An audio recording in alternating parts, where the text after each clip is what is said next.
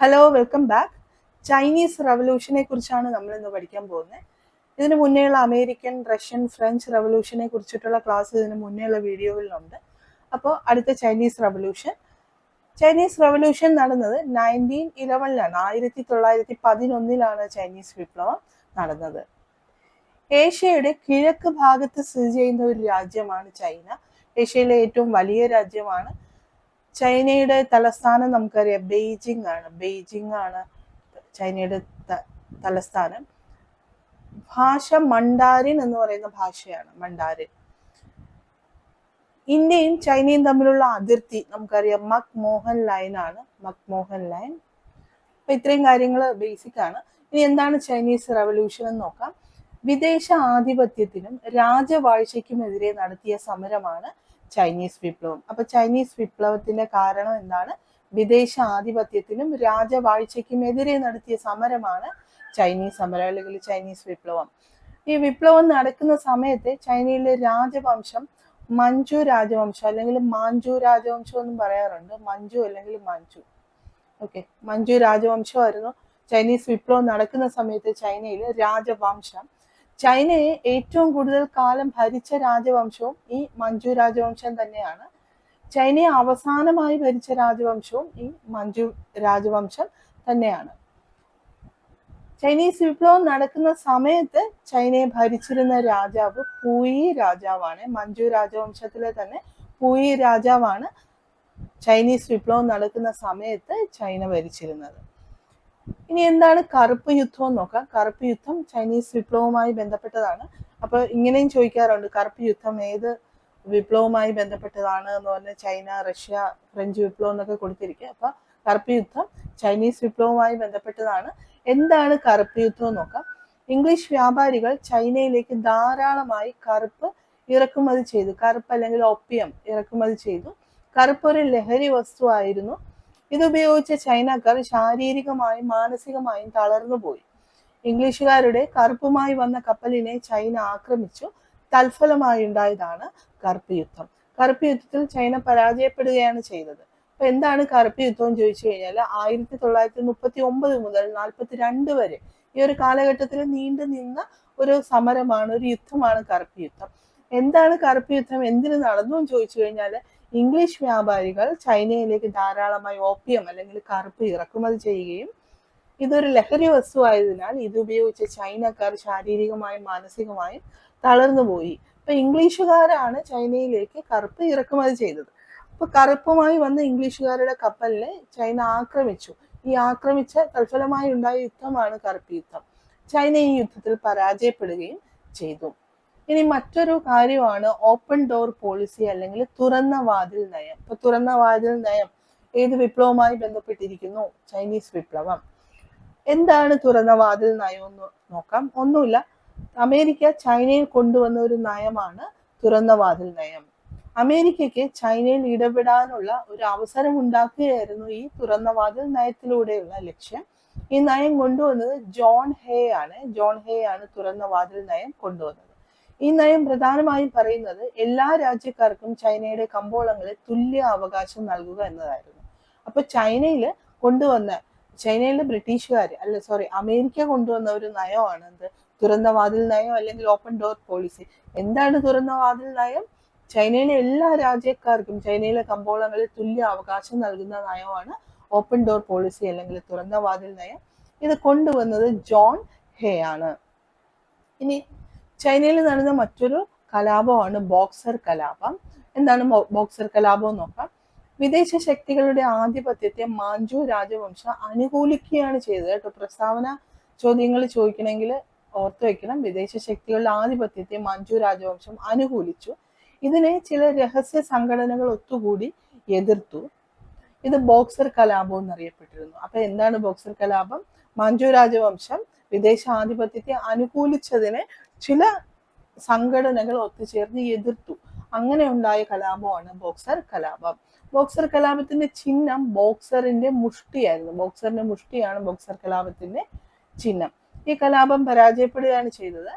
പിന്നീട് 1911 ഡോക്ടർ സൺയാത് സെന്നിന്റെ നേതൃത്വത്തിൽ ചൈനീസ് വിപ്ലവം ആരംഭിച്ചു. അപ്പൊ ചൈനീസ് വിപ്ലവം ആരംഭിച്ചത് ആരുടെ നേതൃത്വത്തിലായിരുന്നു?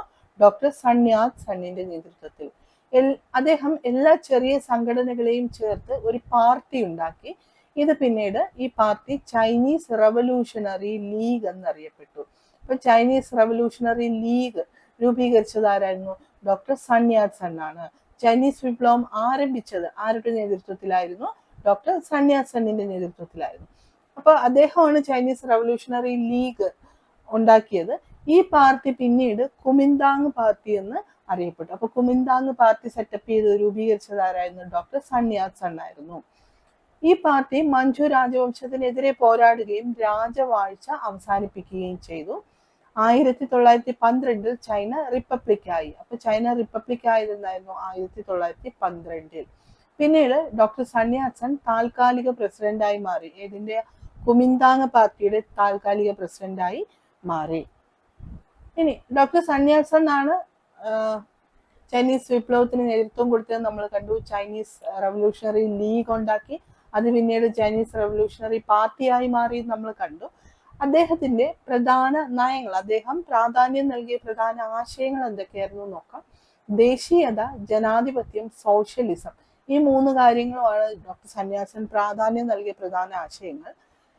ചൈനീസ് വിപ്ലവത്തിന്റെ ആത്മാചാര്യൻ എന്നറിയപ്പെടുന്നതും അദ്ദേഹമാണ്, ഡോക്ടർ സൺയാത് സൺ ആണ്. അപ്പൊ ഇതെല്ലാം ഓർത്തിരിക്കണേ. ചൈനീസ് വിപ്ലവം ആരംഭിച്ചത് സൺയാത് സണിന്റെ നേതൃത്വത്തിലായിരുന്നു. അവിടുത്തെ രാജവാഴ്ച ഇല്ലാതാക്കുകയും പിന്നീട് തുടങ്ങിയ ഒരു പാർട്ടി എന്തായിരുന്നു? കുമിന്താങ് പാർട്ടിയാണ് അല്ലെ.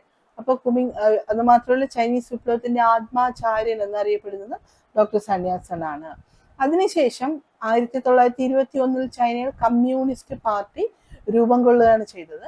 കമ്മ്യൂണിസ്റ്റ് പാർട്ടിക്ക് രൂപം നൽകിയത് ആരായിരുന്നു? മാവോ സേ തൂങ് ആയിരുന്നു. അപ്പൊ 2 പാർട്ടികൾ നമ്മൾ കണ്ടു.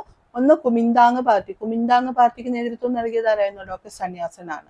രണ്ടാമത് കണ്ടത് കമ്മ്യൂണിസ്റ്റ് പാർട്ടി. കമ്മ്യൂണിസ്റ്റ് പാർട്ടി രൂപീകരിച്ചത്, നേതൃത്വം നൽകിയത് ആരായിരുന്നു? മാവോ സേ തൂങ് ആയിരുന്നു. ഇനി നോക്കാം. 1925 ഡോക്ടർ സൺയാത് സൺ അന്തരിച്ചു. ശേഷം അധികാരത്തിൽ വന്നത് ചിയാൻ കൈഷക് ആയിരുന്നു. അപ്പോൾ സൺയാത് സൺ അന്തരിച്ചതിന് ശേഷം കുമിന്താങ് പാർട്ടിയുടെ അധികാരത്തിൽ വന്ന വ്യക്തി ആരായിരുന്നു? ചിയാൻ കൈഷക് ആയിരുന്നു. അദ്ദേഹം സൈനിക ഏകാധിപത്യ ഭരണത്തിന് ചൈനയിൽ തുടക്കം കുറിച്ചു. ഇദ്ദേഹം വിദേശ ശക്തികളെ സഹായിച്ചു. ഇത് കമ്മ്യൂണിസ്റ്റ് പാർട്ടി എതിർത്തു. അപ്പോൾ എന്തൊക്കെയാണ് ചെയ്തത്?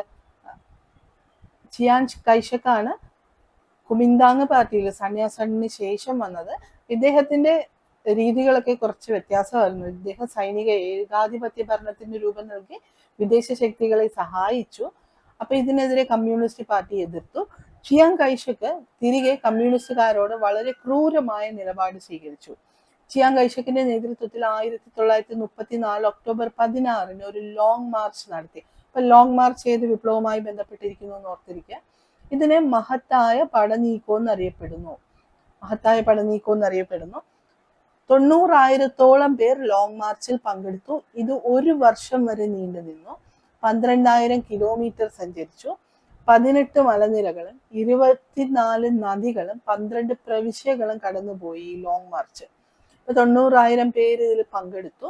മാവോ സേ തൂങ്ങിന്റെ നേതൃത്വത്തിലുള്ള പാർട്ടി അറിയപ്പെട്ടിരുന്നത് ചുവപ്പ് സേന എന്നായിരുന്നു. മാവോ സേ തൂങ്ങിന്റെ നേതൃത്വത്തിലുള്ള പാർട്ടി അറിയപ്പെടുന്നത് ചുവപ്പ് സേന. മാവോ സേ തൂങ് ഏത് പാർട്ടിയുമായി ബന്ധപ്പെട്ടതാണ്? കമ്മ്യൂണിസ്റ്റ് പാർട്ടി അല്ലെ. പിന്നീട് ചിയാൻ കൈഷക്കിന്റെ കയ്യിൽ നിന്ന് മാവോ സേ തൂങ് അധികാരം പിടിച്ചെടുത്തു. 1949 ഒക്ടോബർ 1 മാവോ സേ തൂങ്ങിന്റെ നേതൃത്വത്തിൽ ചൈന റിപ്പബ്ലിക് ആയി. വിപ്ലവം തോക്കിൻ കുഴലിലൂടെ എന്ന് പറഞ്ഞത് മാവോ സേ തൂങ് ആണ്. അപ്പൊ ചൈന റിപ്പബ്ലിക് ആയത് 1949 ഒക്ടോബർ 1 ആരുടെ നേതൃത്വത്തിലാണ് റിപ്പബ്ലിക് ആയത്? മാവോ സേ തൂങ്ങിന്റെ നേതൃത്വത്തിലാണ്. അതായത് കമ്മ്യൂണിസ്റ്റ് പാർട്ടിയുടെ നേതാവാണ്. വിപ്ലവം തോക്കിൻ കുഴലിലൂടെ എന്ന് പറഞ്ഞത് മാവോ സേ തൂങ് ആണ്. ഇദ്ദേഹത്തിന്റെ മതം കൺഫ്യൂഷനിസം ആണ്. കൺഫ്യൂഷനിസം. ചൈന റിപ്പബ്ലിക് ആയപ്പോൾ മാവോ സേ തൂങ് ചൈനയുടെ ചെയർമാൻ ആയിരുന്നു. മതം മനുഷ്യനെ മയക്കുന്ന കറുപ്പ് എന്ന് പറയുന്നത് ആരായിരുന്നു? കാറൽ മാർക്സ് ആണ്. കാറൽ മാർക്സിന്റെ ഒരു പ്രധാനപ്പെട്ട കോട്ടാണ് മതം മനുഷ്യനെ മയക്കുന്ന കറുപ്പ് എന്നുള്ളത്. ഇനി അടുത്തൊന്ന് ടിയാൻമെൻ സ്ക്വയർ കൂട്ടക്കൊല. ഇപ്പൊ ടിയാൻമെൻ സ്ക്വയർ കൂട്ടക്കൊല ഏത് വിപ്ലവവുമായി ബന്ധപ്പെട്ടിരിക്കുന്നു എന്ന് ചോദിച്ചു കഴിഞ്ഞാൽ അറിയണം. ഇത് നടന്നത് 1989 ടിയാൻമെൻ സ്ക്വയർ കൂട്ടക്കൊല നടന്നത്. എന്താണെന്ന് നോക്കാം. ചൈനയിൽ നിന്നും വിദേശ സ്ഥലങ്ങളിൽ വിദ്യാഭ്യാസത്തിനായി പോയി തിരികെ വന്ന് തങ്ങൾക്ക് വിദേശ രാജ്യങ്ങളിലെ പോലെ സ്വാതന്ത്ര്യം വേണമെന്ന് കുറച്ച് വിദ്യാർത്ഥികൾ സമരം ചെയ്തു. ടിയാൻമെൻ സ്ക്വയറിലായിരുന്നു ഈ സമരം നടത്തിയത്. ഈ വിദ്യാർത്ഥികളെ മുഴുവൻ ഗവൺമെന്റ് കൊന്നുകളയുകയാണ് ചെയ്തത്. ഇതിനെയാണ് ടിയാൻമെൻ സ്ക്വയർ കൂട്ടക്കൊല എന്ന് പറയുന്നത്. അപ്പൊ എന്താണ്, ചൈനയിൽ നിന്നും മറ്റു രാജ്യങ്ങളിലേക്ക്, വിദേശങ്ങളിലേക്ക് വിദ്യാഭ്യാസത്തിന് പോയപ്പോൾ ആ രാജ്യങ്ങളിൽ സ്വാതന്ത്ര്യമുണ്ട്. അപ്പൊ അവര് തിരികെ വന്ന് എന്ത് പറഞ്ഞു, തങ്ങൾക്ക് സ്വാതന്ത്ര്യം വേണമെന്ന് പറഞ്ഞ് സമരം ചെയ്തു. സമരം ചെയ്തത് ടിയാൻമെൻ സ്ക്വയറിലായിരുന്നു ഈ സമരം നടത്തിയത്. ഈ വിദ്യാർത്ഥികളെല്ലാം ഗവൺമെന്റ് കൊന്നുകളയുകയാണ് ചെയ്തത്. ഈ കൂട്ടക്കൊലയാണ് പറയുന്നത് ടിയാൻമെൻ സ്ക്വയർ കൂട്ടക്കൊല. അപ്പൊ ഇത്രയും കാര്യങ്ങളാണ് ചൈനീസ് റവല്യൂഷനിൽ പ്രധാനമായിട്ടുള്ളത്. അപ്പോൾ ഈ ഏരിയയുമായി ബന്ധപ്പെട്ട് കുറച്ച് ക്വസ്റ്റ്യൻസ് നമുക്ക് നോക്കാം. ഒന്നാമത്തേത്, ചൈനീസ് വിപ്ലവം നടന്ന വർഷം ഏതാണ്? 1911 വർഷം ഇമ്പോർട്ടന്റ് ആണ്. 1911 ചൈനീസ് വിപ്ലവം നടന്നത്. ഇനി ചൈനീസ് പാർലമെന്റ് അറിയപ്പെടുന്നത് എന്താണ്? നാഷണൽ പീപ്പിൾസ് കോൺഗ്രസ് എന്നാണ്. നാഷണൽ പീപ്പിൾസ് കോൺഗ്രസ് എന്നാണ് ചൈനീസ് പാർലമെന്റ് അറിയപ്പെടുന്നത്. ചൈനീസ് വിപ്ലവം നടക്കുന്ന സമയത്ത് രാജവംശം ഏതായിരുന്നു? മഞ്ചു രാജവംശം. വിപ്ലവ സമയത്ത് ചൈന ഭരിച്ച രാജാവ് ആരായിരുന്നു? പൂയി രാജാവായിരുന്നു അല്ലെ. പൂയി രാജാവാണ് ചൈനീസ് വിപ്ലവം നടക്കുന്ന സമയത്ത് ചൈന ഭരിച്ചിരുന്നത്. കറുപ്പ് യുദ്ധം ഏത് വിപ്ലവവുമായി ബന്ധപ്പെട്ടിരിക്കുന്നു? ചൈനീസ് വിപ്ലവം. കറുപ്പ് യുദ്ധത്തിൽ പരാജയപ്പെട്ടത് ആരായിരുന്നു? ചൈനയായിരുന്നു. അമേരിക്കയും ചൈനയും തമ്മിലോ ആയിരുന്നു അല്ലെ കറുപ്പ് യുദ്ധം നടന്നത്. ചൈന പരാജയപ്പെട്ടു. തുറന്ന വാതിൽ നയം ചൈനയിൽ കൊണ്ടുവന്നത് ആരാണ്? അമേരിക്കയാണ്. അമേരിക്കയാണ് ചൈനയിൽ തുറന്ന വാതിൽ നയം കൊണ്ടുവന്നത്. ബോക്സർ കലാപത്തിന് കാരണം എന്തായിരുന്നു? വിദേശ ശക്തികളുടെ ആധിപത്യത്തെ മഞ്ചു രാജവംശം അനുകൂലിച്ചതായിരുന്നേ. കാരണം വിദേശ ശക്തികളുടെ ആധിപത്യത്തെ മഞ്ചു രാജവംശം അനുകൂലിച്ചതാണ് ബോക്സർ കലാപത്തിനുണ്ടായ കാരണം. ചൈനീസ് വിപ്ലവം ആരംഭിച്ചത് ആരുടെ നേതൃത്വത്തിലായിരുന്നു? ഡോക്ടർ സൺയാത്സന്റെ നേതൃത്വത്തിലായിരുന്നു ചൈനീസ് വിപ്ലവം ചൈനയിൽ ആരംഭിച്ചത്. ഇത് നോക്കിയേ, താഴെ തന്നിരിക്കുന്ന പ്രസ്താവനകൾ പരിശോധിക്കുക.